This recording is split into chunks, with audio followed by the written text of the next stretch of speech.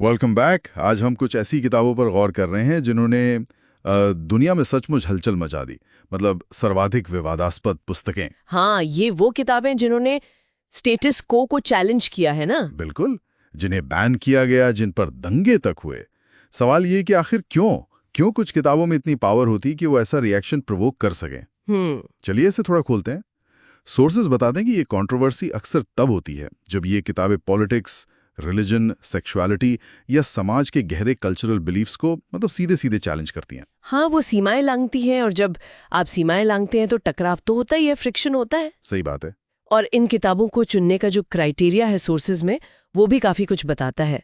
Public या political backlash कितना हुआ, ग्लोबल बैन्स या सेंसरशिप की हिस्ट्री क्या रही, समाज पर उनका लॉन्ग टर्म इम्पैक्ट, और हाँ, आज भी वो कितनी रेलेवेंट है। किताब जो एक कल्चर में बेस्ट सेलर हो सकती है, हाँ। वो ही किताब दूसरी जगह खतरनाक मानकर बैन कर दी जाती है। बिल्कुल सही। ये दिखाता है कि आपत्तिजनक क्या है, ये कितना सब्जेक्टिव है। बिल्कुल सही। अब आते हैं कुछ स्पेसिफिक एग्जाम्पल्स पर जो सोर्सेज में दिए गए हैं। ये वाकई में इंटरेस्टिंग है।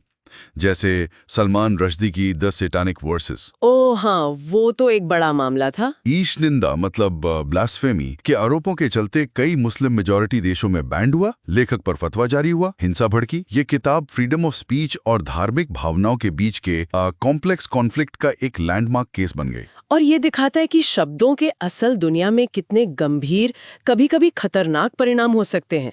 ये सिर्फ एक लिटरेरी बहस नहीं रह गई थी, है ना? बिल्कुल नहीं।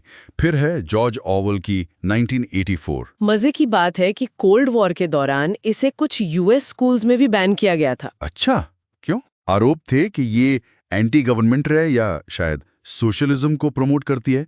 पर जरा इसकी लेगेसी देखिए। इसने मास सर्विलेंस, गवर्नमेंट कंट्रोल और सोच पर नियंत्रण मतलब थॉट मैनिपुलेशन के कॉन्सेप्ट्स को दशकों पहले ही पॉपुलर कॉन्शियसनेस में ला दिया था। हाँ, ये तो है। आज भी जब अथॉरिटेरियन रिजीम्स या प्राइवेसी कंसर्न्स की बात होती है तो ऑरवेलियन शब्द इस्तेमाल होता है।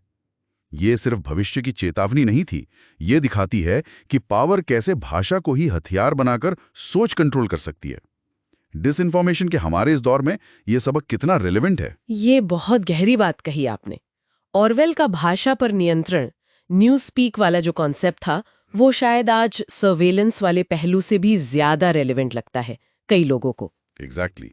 और फिर है हार्पर ली की टू किल अ मॉकिंगबर्ड। जी। इसे यूएस स्कूल्स में रेशियल इनजस्टिस दिखाने और रेशियल स्लर्स इस्तेमाल करने के लिए चैलेंज और बैन किया गया। फिर भी ये एम्पैथी, मोरालिटी और हिम्मत पर सबसे ज्यादा पढ़ी जाने वाली और पावरफुल नॉवेल्स में से एक मानी जाती है। एक ऐसी दुनिया में जो आज भी सोशल जस्टिस और सिस्टेमिक इनइक्वालिटी से जूझ रही है, इसकी रेलेवेंस कम नहीं हुई है। अगर इन एग्जाम्पल्स को हम बड़ी तस्वीर से जोड़ें, तो ये किताबें सिर्फ कागज पर शाही नहीं है। सोर्सेस सही कहते हैं, ये समाज के लिए आईने की तरह काम करती हैं। आईना कैसे? ये दिखाती हैं कि एक समाज किस चीज से डरता है, किन विचारों को दबाना चाहता है, या किन असहज करने वाले सच के बारे में बात करने से कतराता है। कंट्रोवर्सी अपने आप में अक्सर इस बात का सबूत होती है कि किताब ने किसी दुखती रग पर हाथ रख दिया है, किसी गहरी मान्यता या पाखंड को चैलेंज किया है। तो ये सिर्फ आईना नहीं, एक तरह से कैटलिस्ट भी हैं। मतलब ये मुश्किल ही सही पर बातचीत शुरू करने पर मजबूर करती हैं। अन्य नजरिए को पूरी तरह बदल सकती हैं, पूरे कल्चरल नॉर्म्स को चैलेंज कर सकती हैं, और यहाँ तक कि सोशल चेंज को इंस्पायर भी कर सकती हैं। इन किताबों ने ठीक यही किया, चाहे वो अलग अलग समूहों की नजर में अच्छा था या बुरा। तो निचोड़ क्या निकलता है इसका? ये कंट्रोवर्शियल किताबें सिर्फ इतिहास का हिस्सा नहीं है, ये आज भी हमारी बातचीत को, हमारे प्रेजेंट को शेप कर रही हैं। हाँ, बिल्कुल। ये हमें अनकंफर्टेबल लेकिन जरूरी कॉन्वर्सेशंस करने पर मजबूर करती हैं। जैसे मोरालिटी और आर्ट के रिश्ते पर व्लादिमीर नाबोकोव की लोलिता का जिक्र आता है, जहां उसकी लिटरेरी ब्रिलियंस और उसके बेहद परेशान करने वाले सब्जेक्ट मैटर के बीच हमेशा बहस चलती रहती है। क्या कलात्मक योग्यता परेशान करने वाले थीम्स को जायज ठहरा सकती है? और यहीं से एक और अहम सवाल उठता है जिसकी चर्चा सोर्सेज में है।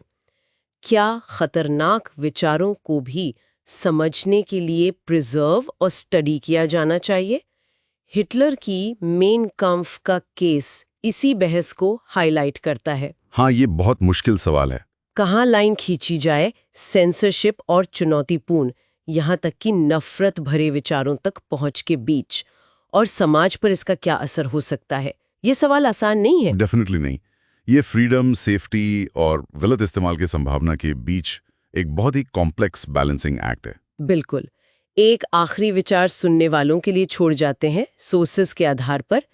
तब क्या होता है जब कहानी खुद वो नैरेटिव जो किताब से या उसके इर्द गिर्द बनता है, उस हकीकत से ज्यादा पावरफुल या शायद ज्यादा खतरनाक बन जाती है जिसे वो शुरू में दिखाने की कोशिश कर रही थी? सोचने वाली बात है।